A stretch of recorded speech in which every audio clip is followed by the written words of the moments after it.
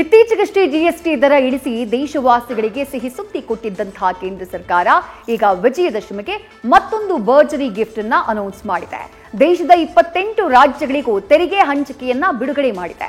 ಹಾಗಾದ್ರೆ ಈ ಪೈಕಿ ಬಿಡುಗಡೆಯಲ್ಲಿ ಕರ್ನಾಟಕಕ್ಕೆ ಸಿಕ್ಕಿದ್ದಿಷ್ಟು, ಉಳಿದ ರಾಜ್ಯಗಳ ಪಾಲಾಗಿದ್ದಿಷ್ಟು? ಈ ಸ್ಟೋರಿ ನೋಡಿ.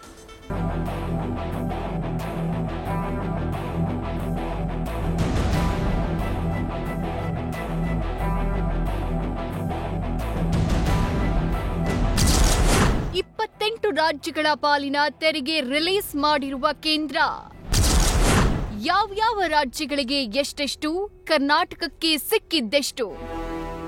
ಇಡೀ ಭಾರತ ವಿಜಯದಶಮಿ ಸಂಭ್ರಮದಲ್ಲಿ ತೇಲಾಡ್ತಿದೆ. ಈ ಹೊತ್ತಲ್ಲೇ ಕೇಂದ್ರ ಸರ್ಕಾರ ಭರ್ಜರಿ ಗುಡ್ ನ್ಯೂಸ್ ಕೊಟ್ಟಿದೆ. ದೇಶದ 28 ರಾಜ್ಯಗಳಿಗೂ ತೆರಿಗೆ ಬಿಡುಗಡೆ ಮಾಡಿದೆ. ಹೌದು, ರಾಜ್ಯಗಳ ಅಭಿವೃದ್ಧಿ ಹಾಗೂ ಕಲ್ಯಾಣ ಸಂಬಂಧಿತ ವೆಚ್ಚಗಳಿಗೆ ಹಣಕಾಸು ಒದಗಿಸಲು ಮತ್ತು ಬಂಡವಾಳ ವೆಚ್ಚ ವೇಗಗೊಳಿಸಲು ಅಲ್ಲದೆ ಮುಂಬರುವ ಹಬ್ಬಗಳ ಋತುವಿನ ಹಿನ್ನೆಲೆ ನಿನ್ನೆ ರಾಜ್ಯ ಸರ್ಕಾರಗಳಿಗೆ ಹೆಚ್ಚುವರಿ 1,01,603 ಕೋಟಿ ರೂಪಾಯಿ ತೆರಿಗೆ ಹಂಚಿಕೆಯನ್ನ ಬಿಡುಗಡೆ ಮಾಡಲಾಗಿದೆ. ಹೌದು, ಅಕ್ಟೋಬರ್ 10ರಂದು ಬಿಡುಗಡೆಯಾಗಬೇಕಿದ್ದ ಸಾಮಾನ್ಯ ಮಾಸಿಕ ಅಂದ್ರೆ 81,735 ಕೋಟಿ ರೂಪಾಯಿಗಳ ತೆರಿಗೆ ಜೊತೆಗೆ ಹೆಚ್ಚುವರಿಯಾಗಿ 1,01,603 ಕೋಟಿ ರೂಪಾಯಿ ತೆರಿಗೆ ಹಂಚಿಕೆಯನ್ನ ಕೇಂದ್ರ ಹಣಕಾಸು ಸಚಿವಾಲಯ ಬಿಡುಗಡೆ ಮಾಡಿದೆ.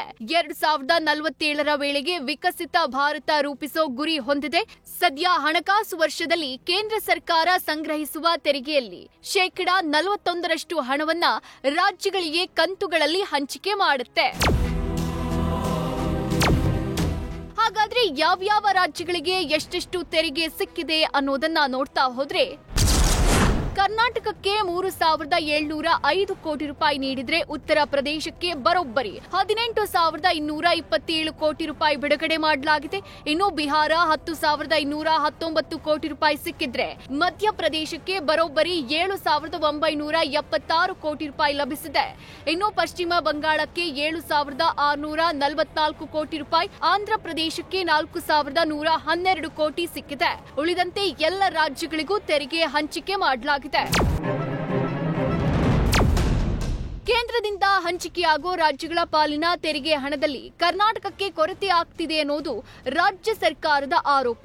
ಈ ಸಂಬಂಧ ನಿರಂತರವಾಗಿ ಹೋರಾಟ ಮಾಡ್ತಾನೆ ಬರ್ತಿದೆ. ಇಷ್ಟಾದ್ರೂ ಉತ್ತರ ಪ್ರದೇಶಕ್ಕೆ ಹೋಲಿಸಿದ್ರೆ ಕರ್ನಾಟಕ ತೆರಿಗೆ ಸಂಗ್ರಹದಲ್ಲಿ ಮುಂಚೂಣಿಯಲ್ಲಿದೆ. ಆದ್ರೂ ತೆರಿಗೆಯ ಪಾಲು ತೆಗೆದುಕೊಳ್ಳೋ ವಿಚಾರ ಬಂದಾಗ ಉತ್ತರ ಪ್ರದೇಶಕ್ಕೇನೆ ಸಿಂಹ ಪಾಲು ಹೋಗುತ್ತೆ. ಈ ವಿಚಾರದಲ್ಲಿ ಮುಂದೆ ರಾಜ್ಯದ ಕಾಂಗ್ರೆಸ್ ಸರ್ಕಾರ ಯಾವ ನಿಲುವು ತೆಗೆದುಕೊಳ್ಳುತ್ತೋ ಅನ್ನೋದನ್ನ ಕಾದ್ ನೋಡ್ಬೇಕಿದೆ. News first bureau.